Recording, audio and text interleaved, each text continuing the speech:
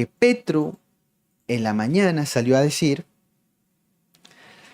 que la ley de financiamiento se cayó, que porque todos dijimos mentiras, que es que nosotros le llamamos reforma tributaria y que eso no era reforma tributaria, que era una ley de financiamiento, que nos quería sacar 12 billones de pesos, pero no era una reforma tributaria, dice Petro. Y que por culpa de nosotros entonces Petro no pudo reducir el precio de la energía eléctrica en la costa, ¿no? Ese es el cuentico ahora, ¿no? En Bogotá con el tema del agua andan haciendo politiquería y en la costa andan haciendo politiquería con el cuento de reducir las tarifas de la energía. Es increíble que la gente sea tan bruta de creerle a este tipo y de votarle otra vez. Por favor. Pero raro porque los propios miembros del gobierno Petro dejan claro que sí era una reforma tributaria. Dice J.P. Hernández, esconda la jetica, que se le ve la narizota, mentirosín. No traten de engañar al país porque el país ya los conoce. Aquí les dejo un ejemplo de cómo el subconsciente los traiciona. Veamos. Y plantear una reflexión profunda de qué tipos de impuestos queremos. Esta reforma tributaria, esta ley de financiamiento para ¿Cómo? ¿Reforma o qué? Y plantear una reflexión profunda de qué tipos de impuestos queremos. Esta reforma tributaria. Bueno. Reforma tributaria. Bueno. Esta reforma tributaria. Muy bien. Esta reforma tributaria. Muy bien. Esta ley de financiamiento para financiar el presupuesto de 2025 y plantear una reflexión. Bueno.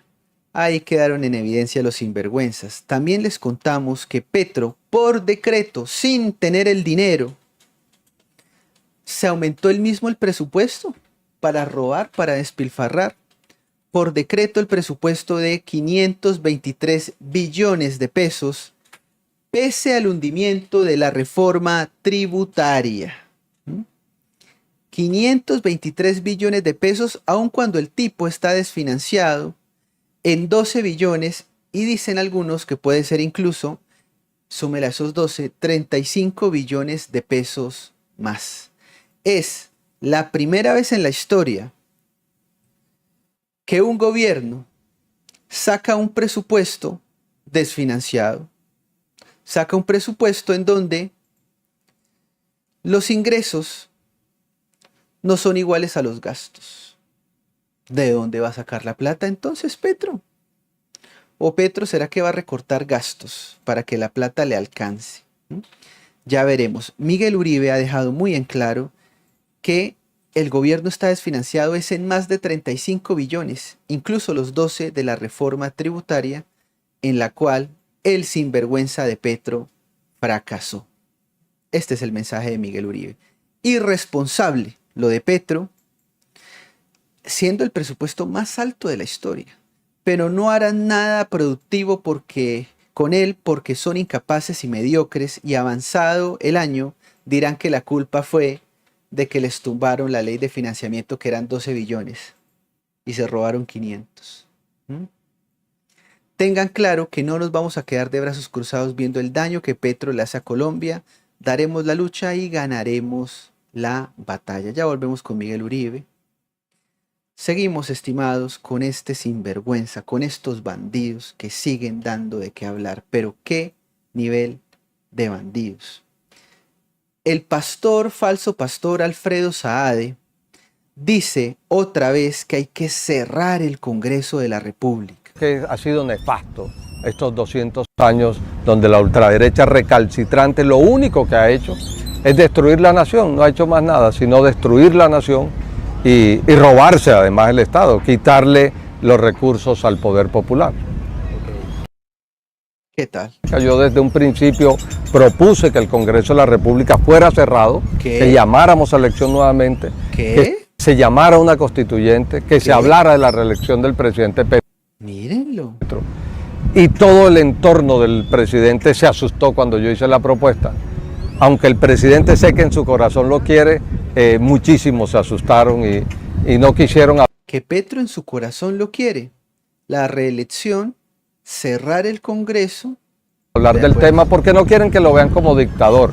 Y este gobierno le ha faltado es mano dura en contra de esas mafias politiqueras que siguen enquistadas, como te digo, dentro del gobierno. Y eso nos lleva a la siguiente pregunta. ¿Qué le parece la ultraderecha? La ultraderecha ha destruido la nación.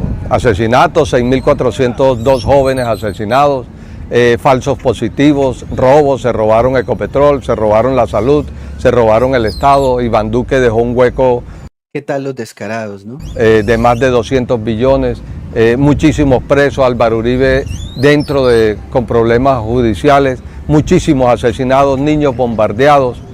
Creo que ha sido nefasto estos 200 años donde la ultraderecha recalcitrante lo único ¿Qué nivel? ¿Qué que ha nivel? hecho es destruir la nación, no ha hecho más nada, sino destruir la nación y robarse además el Estado, quitarle los recursos al poder popular. Bueno, ahí tienen a estos cínicos, a estos descarados, pero la telenovela sigue con Petro, porque Petro les va dando línea. Ellos lo dicen de frente, Petro lo trata de camuflar. A Petro no le gusta el Congreso y Petro anda armando un showcito con Efraín Cepeda. Mucho cuidado, porque Petro también armaba showcitos con Iván Name.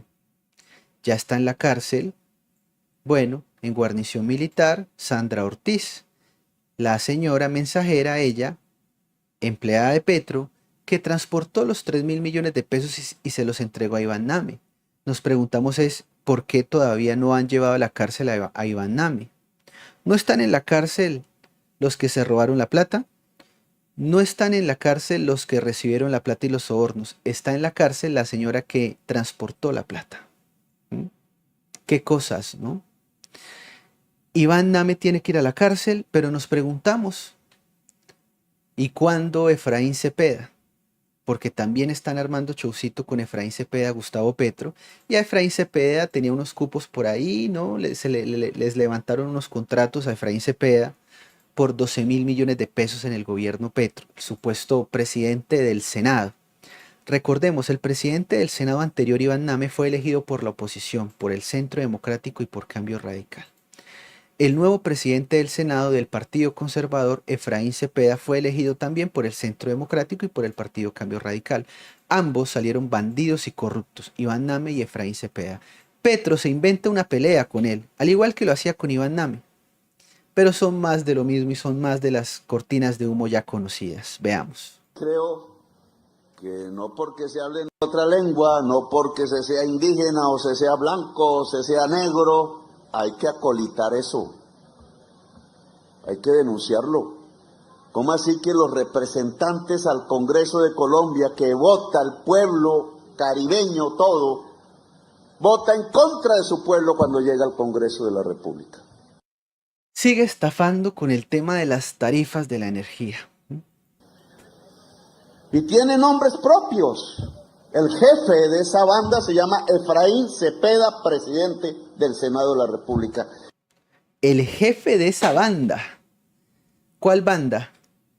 La de Petro, el Frente Casa de Nariño, el de compra de votos a congresistas.